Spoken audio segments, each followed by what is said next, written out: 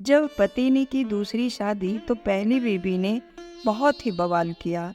राजेश और कविता की शादी को 10 साल हो चुके थे। वे कभी समय के साथ अपने जीवन में बहुत ही खुश थे, लेकिन धीरे धीरे उनके रिश्तों में दूरियां जो थी आने लगी।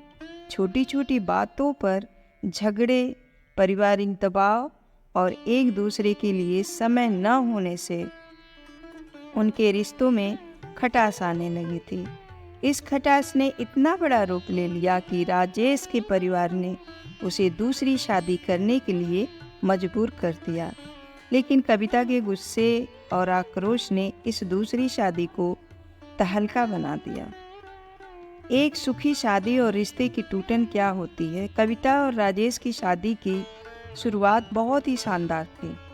दोनों एक दूसरे के साथ बहुत ही खुश थे। कविता घरेलू महिला थी जो घर संभालती थी और परिवार के लिए हर काम करती थी। राजेश एक सफल व्यवसायी था जो अपनी मेहनत से अच्छी कमाई करता था। दोनों के बीच प्यार बहुत था, सम्मान भी था और एक दूसरे के प्रति अटूट विश्वास भी। लेकिन जैसे जैसे समय बीता, उनके बीच की छोटी छोटी परेशानियां जो है बड़ी समस्याओं में बदलने लगी।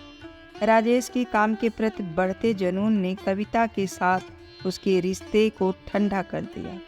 कविता महसूस करने लगी कि राजेश अब उसकी तरफ पहले जैसा ध्यान नहीं दे रहा। वहीं राजेश को लगता था कि कविता जो है सिर्फ शिकायतें ही करती है और उसकी मेहनत की कदर नहीं करती है। घर में हर दिन का झगड़ा अब सामान्य सा हो गया था।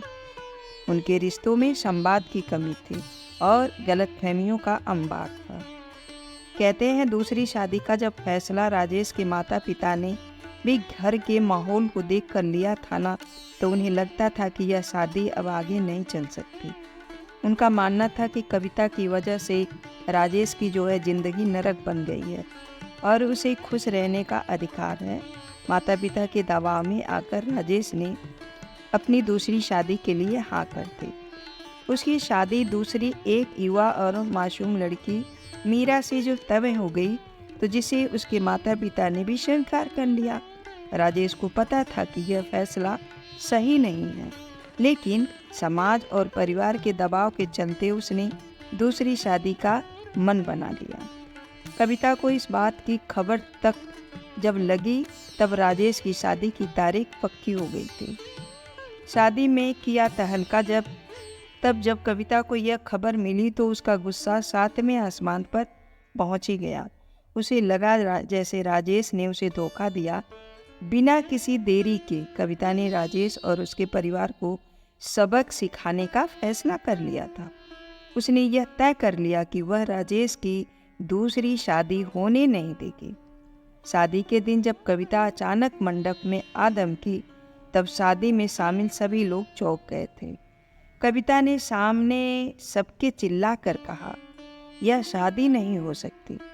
मैं अब भी उसकी पत्नी हूँ और यह दूसरी शादी गैर कानूनी है।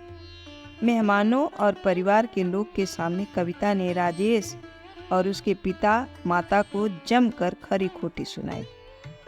वह हर किसी के सामने अपनी बेइज्जती का बदला लेना चाहती थी, लेकिन मीरा और उसके परिवार वाले इस स्थिति में बिल्कुल अनजान थे और उन्हें समझ ही नहीं आ रहा था कि क्या हो रहा है। मीरा खुद को धोखा खाया हुआ महसूस कर रही थी और असहज हो गई थी। शादी किसी तरह तो हो गई, लेकिन यह शांतिपूर्वक नहीं हुई थी। शादी के बाद कविता ने फैसला किया कि वह घर छोड़कर नहीं जाएगी। उसने कहा, मैं इस घर की पहली बहू हूँ और यहाँ से कोई मुझे नहीं हटा सकता। उसने मीरा और राजेश के जीवन को नरक बनाने की ठानी ली थी। घर के अंदर कविता ने हर वक्त मीरा को नीचा दिखाने की कोशिश की। वह हर बात पर मीरा को ताना मारती और हर फैसले में दखल देती। मीरा जो एक शांत और मासूम लड़की थी, इस तनाव को सहन नहीं कर पा रही। कविता ने घर के अन्य सदस्यों से भी मीरा के खिलाफ षड्यंत्र करना शुरू कर दिया। वह मीरा के हर काम में कमियां निकालने लगी और उसे मानसिक रूप से कमजोर करने की कोशिश करने लगी। राजेश जो था खुद इस स्थिति में फंस चुका था और समझ ही नहीं पा रहा था कि क्या करें और क्या ना करें। वह कविता और मीरा के बीच पिस रहा। कविता की लगातार उत्पीड़न और राजेश की दूसरी शादी ने स्थिति को और ही खराब कर दिया था। एक दिन जब कविता ने राजेश के खिलाफ केस दर्ज कराने का फैसला किया तो उसने राजेश पर धोखाधड़ी, मानसिक उत्पीड़न और गैर कानूनी रूप से दूसरी शादी करने का आरोप लगाते हुए कोर्ट का दरवाजा खटखटाया। राजेश को यह नहीं समझ आ रहा था कि वह अपनी जिंदगी को कैसे संभाले। दूसरी ओर मीरा अब इस शादी को खत्म करना चाहती थी। उसने राजेश से कहा, मैंने यह शादी किसी बंधन या तनाव में जीने के लिए नहीं की थी। अगर यह मेरा भविष्य है तो मैं यह शादी नहीं कर सकती। राजेश ने अब समझ ही लिया था कि दूसरी शादी करने उसने बहुत बड़ी गलती कर दी थी। वह कविता से सच्चा प्यार करता था, लेकिन उसने कभी उसे समझाने की कोशिश नहीं की कि दूसरी शादी ने उसे जीवन को और जटिल ही बना दिया था। कविता ने एक दिन राजेश के सामने अपनी भावनाओं का इंतजार किया और उसने कहा, तुम्हारी दूसरी शादी से मैं आहत नहीं थी। मुझे दुख इस बात का था कि तुमने मुझे कभी समझा ही नहीं। मैंने हमेशा तुम्हारे साथ खड़ा रहने की कोशिश की, लेकिन तुमने मुझे हमेशा गलत समझा। राजेश को यह एहसास हुआ कि उसकी असली समस्या दूसरी शादी नहीं थी, बल्कि वह संवाद की कमी थी जो उनके रिश्ते को ख़त्म कर रही थी। आखिरकार राजेश ने दोनों महिलाओं से माफ़ी मांगी। उसने फैसला किया कि वह मीरा को मुक्त कर देगा और कविता के साथ अपनी ज़िंदगी को सुधारने की कोशिश करेगा। मीरा ने भी यह स्वीकार ही किया कि उसकी यह शादी उसके लिए सही नहीं थी और उसने राजेश से तलाक लेने का फैसला कर दिया। राजेश और कविता ने कोर्ट में मामला सुलझाया और एक दूसरे को फिर से समझने का वादा किया। मीरा ने अपने जीवन में आगे बढ़ने का फैसला किया और नई राह चुन ली। इस पूरी घटना के बाद राजेश और कविता ने अपनी ज़िंदगी को नए सिरे से शुरू किया। दोनों ने एक दूसरे को वक्त देना शुरू किया और अपनी गलतियों से सीखा।